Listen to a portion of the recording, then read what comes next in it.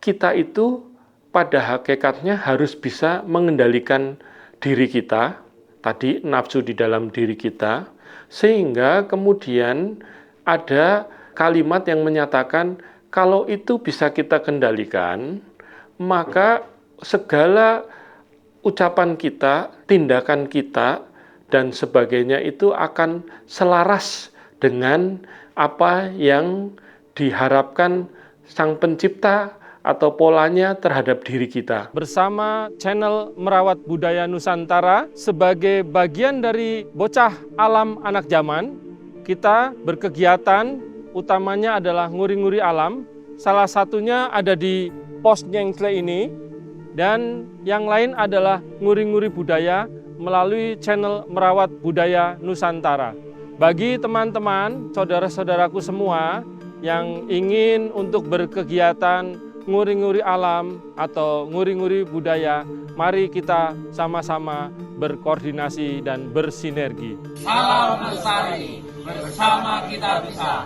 Tekad itu hakku, kemalasan itu milikku.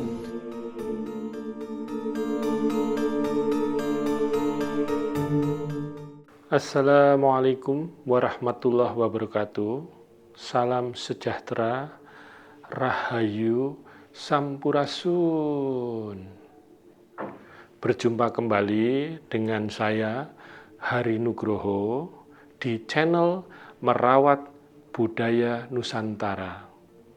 Pada kesempatan kali ini, sekali lagi kami ucapkan terima kasih kepada saudara-saudaraku semua se-Nusantara yang telah mendukung channel Merawat Budaya Nusantara. Dan pada kesempatan kali ini kita masih memasuki tangguh-tangguh atau era-era dari keris Jawa Tengah. Pada kesempatan kali ini kita akan berbincang-bincang, berdiskusi. Nanti kalau ada yang akan memberikan saran, kami akan terima dengan senang hati terkait dengan keris tangguh Jawa Tengah. Khususnya ini tangguhnya kemungkinan adalah dari Mataram. Mataramnya kemungkinan di era-era Sultan Agung. Nama kerisnya ini dapurnya adalah Nogo Saliro atau Nogo Sariro. Nah, saya coba buka kerisnya.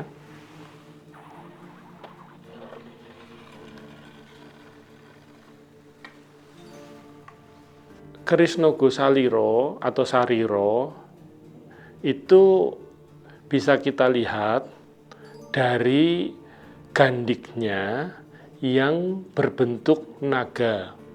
Tetapi biasanya kalau keris-keris misalnya seperti katakanlah Nogososro, itu nanti dari kepalanya, badannya itu akan berada di sepanjang bilah kerisnya sampai ke ujung. Kemudian nanti sisiknya itu akan sangat banyak sehingga kita bisa menyebutnya sebagai keris Nogososro. Kemudian ada lagi keris yang Nogo Temanten, itu apabila di gandiknya di kanan maupun di kiri atau di depan maupun di belakang itu gandiknya ada nogonya, kemudian ekornya itu saling membelit. Ada lagi keris Nogotopo.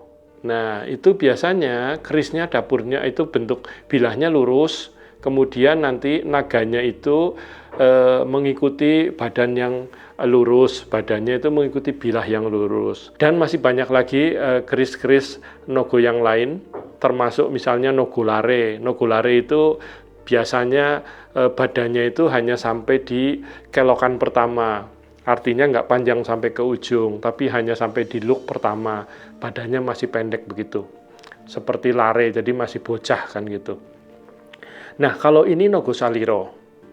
Tadi saya sebutkan Nogo Saliro kemungkinan tangguhnya adalah dari tangguh Mataram Sultan Agung. Kemudian yang membedakan dengan keris-keris Nogo yang lain itu adalah kalau keris Nogo Saliro ini gandiknya naga, tapi badannya itu mengikuti gonjonya. Jadi gonjonya gonjo wilut, karena dia mengikuti badannya naga ini mengikuti gonjonya. Jadi dia ikut ke bawah gitu, bukan ke arah bilah, tapi mengikuti gonjonya. Inilah yang dinamakan dengan keris Nogosaliro. Kemudian makna Nogosaliro sendiri apa? Saliro itu bisa diartikan adalah tubuh atau raga. Artinya raga kita. Sehingga keris Nogosaliro ini bisa diartikan itu dia mengajarkan kepada pemiliknya itu untuk, gampangannya itu kan, berani mawas diri, berani introspeksi diri, berani untuk mengkoreksi diri sendiri, berani untuk bercermin terhadap apa-apa yang sudah atau yang kita lakukan selama ini, untuk kedepannya seperti apa. Jadi ada kalimat yang sangat penting yang pernah diungkapkan di dalam serat Wodotomo, kalau nggak salah itu dari Mangkunegara 4 ya, kalau nggak salah, kalau nggak keliru, itu disebutkan mulat sariro hangrosowani. Jadi kalau jadi orang Jawa itu harus berani introspeksi diri untuk melihat kesalahan diri sendiri, sehingga nanti dengan demikian kita pada akhirnya akan bisa memperbaiki diri kita. Nah, dalam konteks keris Nogosaliro ini ada beberapa hal yang bisa dijadikan ajaran, tapi juga ada beberapa hal yang sifatnya legenda. Jadi di dalam legendanya atau mungkin ceritanya, hikayatnya, keris Nogosaliro ini pertama kali itu adalah milik dari Pangeran Suryanata, yang kemudian kalau nggak salah itu menjadi Raja Lambung Mangkurat yang menikahi Putri Junjung Buih. Jadi di dalam ceritanya, keris ini Nogosaliro itu, maksudnya dapur Nogosaliro itu yang pertama kali muncul, itu adalah berasal dari lidahnya ular naga putih yang waktu itu dikalahkan oleh Pangeran Suryanata dalam perjalanannya dari Mojopahit menuju ke Lambung Mangkurat, itu legendanya. Nah, dari legenda tersebut kemudian kalau kita gabungkan dengan tadi yang namanya introspeksi diri, maka memang apalagi tadi legendanya kan berasal dari lidahnya ular naga putih tersebut. Jadi sesungguhnya kita itu ada satu hal, bahwa lidahmu adalah harimaumu atau ucapanmu adalah harimaumu. Jadi kita memang harus bisa mengendalikan diri kita, baik dalam bentuk ucapan maupun tindakan.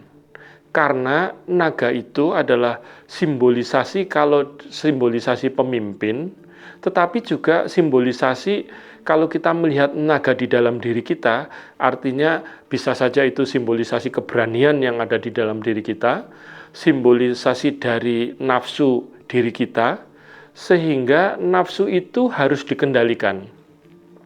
Dengan demikian, nanti kalau kita bisa mengendalikan, itu ada ungkapan bahwa ucapan-ucapan yang keluar dari kita itu akan lebih terkendali. Bahkan ada sebuah ajaran bahwa kita itu pada hakikatnya harus bisa mengendalikan diri kita, tadi nafsu di dalam diri kita, sehingga kemudian ada kalimat yang menyatakan kalau itu bisa kita kendalikan, maka segala ucapan kita itu, tindakan kita dan sebagainya itu akan selaras dengan apa yang diharapkan Sang Pencipta atau polanya terhadap diri kita. Artinya, kalau kemudian kita mau mengintrospeksi diri, itu dan kemudian kita mau mengkoreksi diri kita akan lebih berhati-hati sehingga pada akhirnya kita kemudian akan mengenal diri kita, mengenal lingkungan kita, yang akhirnya dari situlah kita akan mengenal kepada kuasanya Kang Moho Murwat atau kuasanya Allah Subhanahu wa Ta'ala di dalam konteks agama Islam, atau mengenal kuasanya Sang Pencipta. Nah, dengan seperti itu tadi, begitu kita mau melakukan introspeksi diri, kalau mungkin di dalam Islam itu melakukan kontemplasi, nanti kita lama-lama kita akan bisa mengendalikan hawa nafsu kita, sehingga tadi kita mengenal diri. Setelah kita mengenal diri, dengan kemudian kita mengenal lingkungan, dan kita kemudian mengenal yang namanya kuasanya Kang Moho Murwat, maka dari situlah artinya kalau dalam orang mengatakan manunggaling kawula lan Gusti. Jadi manunggaling kawula Gusti itu hakikatnya adalah bagaimana kita bisa mengenal diri kita bisa mengenal lingkungan kita, dan kita bisa mengenal kuasanya Sang Pencipta. Nah, keris ini melambangkan hal seperti itu dengan namanya Nogo Saliro. Saya berani mengatakan demikian karena di dalam cerita-cerita misalnya seperti Bima ketemu Dewa Ruci, itu sebelum Bima ketemu Dewa Ruci itu, dia itu harus bertemu naga dulu. Dia harus mengalahkan naga dulu, ular besar. Sering kita jumpai di dalam lukisan-lukisan Bima yang dililit oleh nogo atau ular besar. Nah, itu sebetulnya melambangkan sebuah pergumulan antara diri kita dengan nafsu yang ada di dalam diri kita.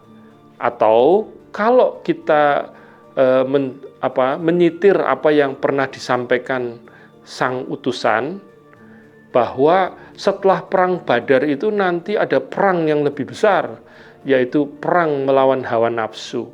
Jadi, apa yang diajarkan oleh leluhur-leluhur kita dahulu itu terkait dengan keris yang namanya Nogo Saliro ini, itu sebetulnya sangat-sangat baik, karena di situ adalah mengingatkan kepada diri kita adanya naga di dalam diri kita, nafsu berupa nafsu, keinginan, kekuatan, yang itu semua harus kita kendalikan. Bahkan kreativitas pun harus kita kendalikan sehingga terpe mapan pada tempatnya, atau tidak bertentangan dengan banyak hal yang seharusnya itu menjadi tata aturan yang berlaku. Maka keris ini pun akan sangat penting bagi seorang pemimpin, baik pemimpin rumah tangga, baik memimpin diri sendiri, maupun pemimpin-pemimpin dimanapun. Karena tadi kita selalu mengintrospeksi diri kita sebelum kita melakukan sesuatu, sebelum kita mengatakan sesuatu, sehingga kita bisa kemudian diterima apa yang kita sampaikan, apa yang kita lakukan, yang sifatnya adalah bermanfaat.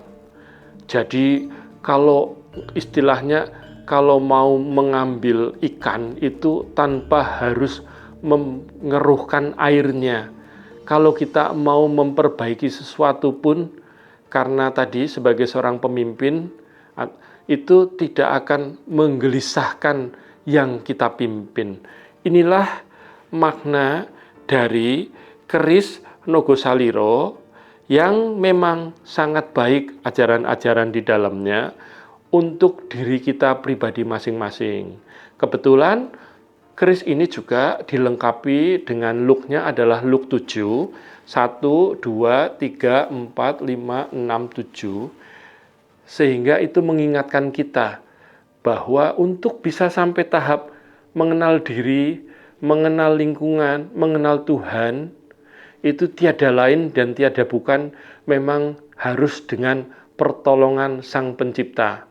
Tidak mungkin kita tidak bergantung kepada pertolongan Sang Pencipta untuk bisa mengendalikan diri kita, mengendalikan hawa nafsu kita. Nah, itulah maka keris Nogosaliro ini kemudian dipasangkan kepada bilah yang berluk 7.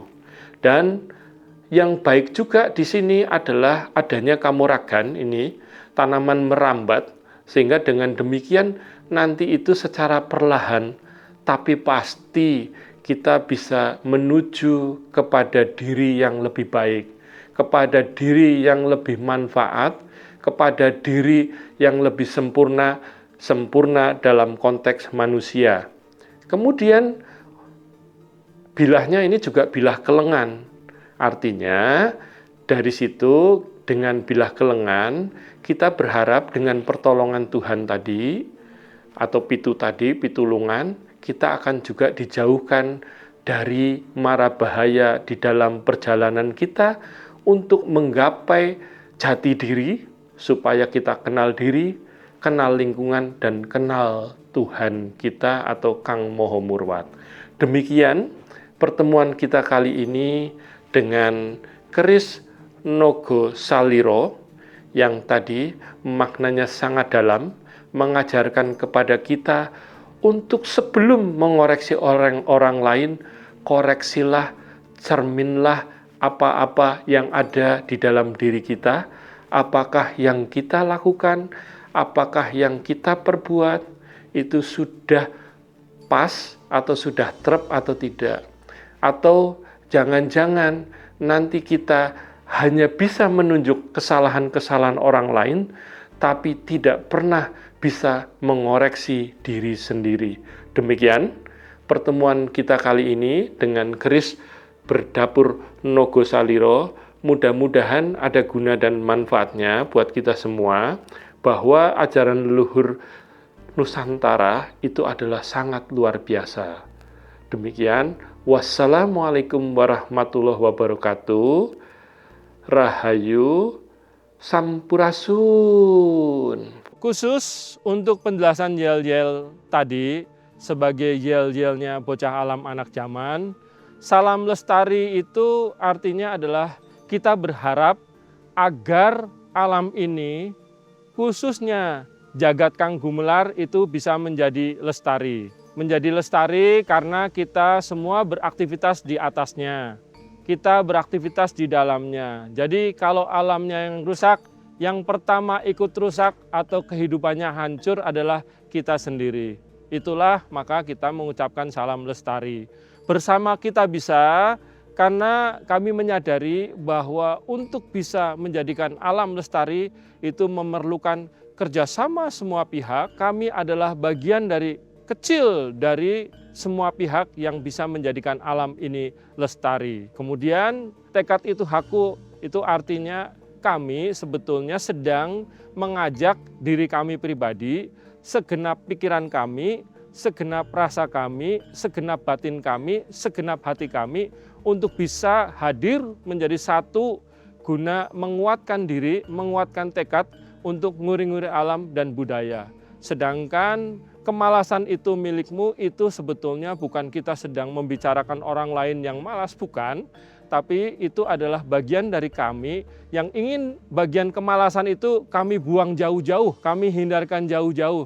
Sehingga yang muncul adalah segenap tekad untuk melestarikan alam maupun melestarikan budaya. Demikian penjelasan mengenai yel-yel tadi. Terima kasih.